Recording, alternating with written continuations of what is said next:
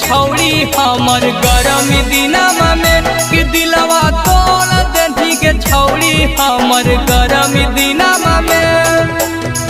हमें कानू हियो लोटी लोटी जमीनमा में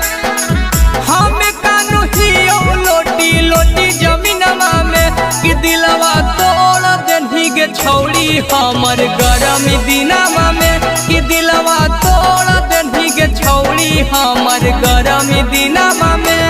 हमर गरमी दिनमा में दिलवा तोड़ देनी के छौड़ी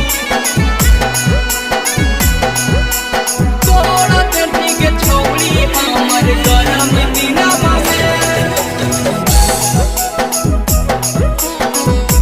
कि दिलवा तोड़ देनी के छौड़ी हमर गरमी दिनमा में कैसे खुश रहम छौड़ी पियावा के पास गे एसी वाला हवा खिलैतो होई जैभी नास गे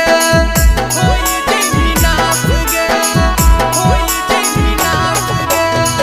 कैसे खुश रहम छौड़ी पियावा के पास गे एसी वाला हवा खिलैतो होई जैभी नास गे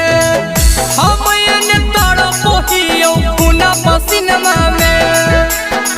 हम एने तड़पो हियो पुना पसीनमा में तो दिलवा तोड़ देनी के छौड़ी हमर गरमी दिनमा में तो दिलवा तोड़ देनी के छौड़ी हमर गरमी दिनमा में हमर गरमी दिनमा में दिलवा तोड़ देनी के छौड़ी तोड़ देनी के छौड़ी हमर गरमी दिनमा में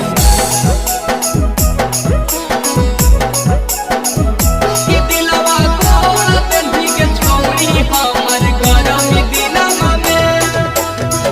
प्यार के नाम पर कहीं टाइम पास गे कैसे कौनो छौड़ा छौड़ी पर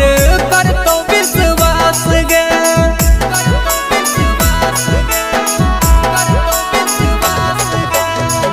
प्यार के नाम पर कहीं टाइम पास गे कैसे कौनो छौड़ा छौड़ी पर करतो विश्वास गे उठल दरदिया मिथल सके सिनेमा में उठल दरदिया पार कस के सिनेमा में कि दिलवा तोड़ देनी के छौड़ी हमर गरमी दिनमा